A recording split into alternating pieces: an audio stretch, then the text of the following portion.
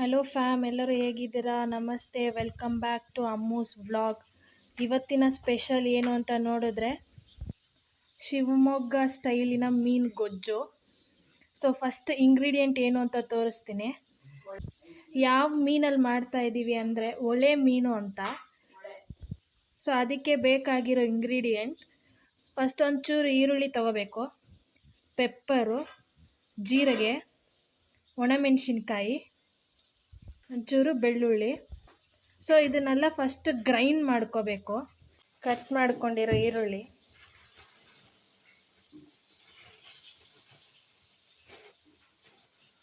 ಒಣಮೆಣಸಿನ್ಕಾಯಿ,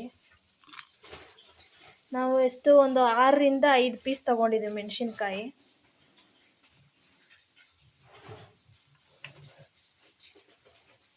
ಬೆಳ್ಳುಳ್ಳಿ ಮತ್ತು ಒಂಚೂರು ಶುಂಠಿ, ಸ್ಮಾಲ್ ಪೀಸ್ ಶುಂಠಿ. ಅದಾದಮೇಲೆ ಪೆಪ್ಪರ್ ಸೀಡು ಮತ್ತು ಜೀರಿಗೆ. ಸೊ ಅದ್ರ ಜೊತೆ 2 ಟೊಮೆಟೊ ಕಟ್ ಮಾಡ್ಕೊಂಡಿದ್ದೀವಿ, ಇದನ್ನು ಗ್ರೈಂಡ್ ಮಾಡ್ಕೋಬೇಕು.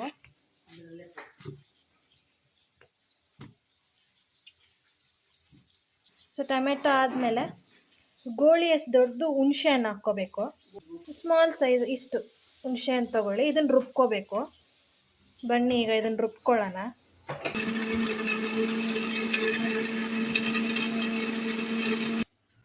ಸೊ ಪ್ಯಾನಿಗೆ ಸ್ವಲ್ಪ ಎಣ್ಣೆ ಹಾಕ್ಕೋಬೇಕು. ಅದಾದಮೇಲೆ ಒಂಚೂರು ಮೆಂತ್ಯ, ಒಂದು 4ರಿಂದ 5 ಸೀಡ್ಸ್ ಮೆಂತ್ಯ ಹಾಕ್ಕೋಬೇಕು. ಆಮೇಲೆ ಚೂರು ಈರುಳ್ಳಿ ಸ್ವಲ್ಪ ಕುದಿಸಿ,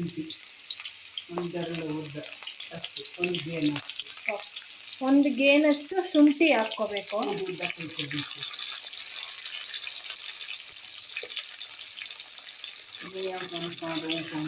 4 ಮೆಣಸಿನ್ಕಾಯಿ ಫ್ರೈ ಮಾಡಿಕೊಂಡು,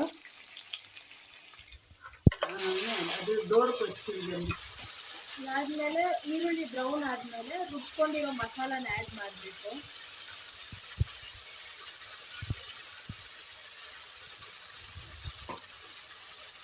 ಮಸಾಲ ಆ್ಯಡ್ ಮಾಡಿದ್ಮೇಲೆ ಅದು ಎಣ್ಣೆ ಬಿಡೋವರೆಗೂ ಮಸಾಲಾನ ಹುರ್ಕೋಬೇಕು ನಾವು.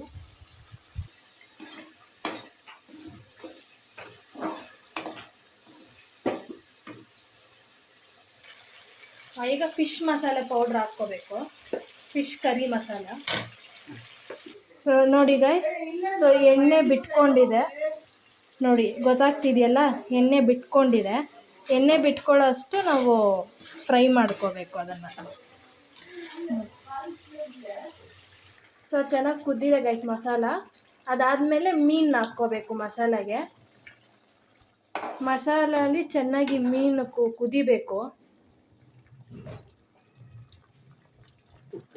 ರುಚಿಗೆ ತಕ್ಕಷ್ಟು ಉಪ್ಪು ಆ್ಯಡ್ ಮಾಡ್ಕೊಳ್ಳಿ. ಸೊ ಕಾಣಿಸ್ತಿದೆಯಲ್ಲ, ಚೆನ್ನಾಗಿ ಕುದಿಬೇಕು ಗೈಸ್ ಮೀನು, ಆವಾಗಲೇ ಮಸಾಲ ಎಲ್ಲ ಹಿಡಿಯೋದು ಮೀನಲ್ಲಿ.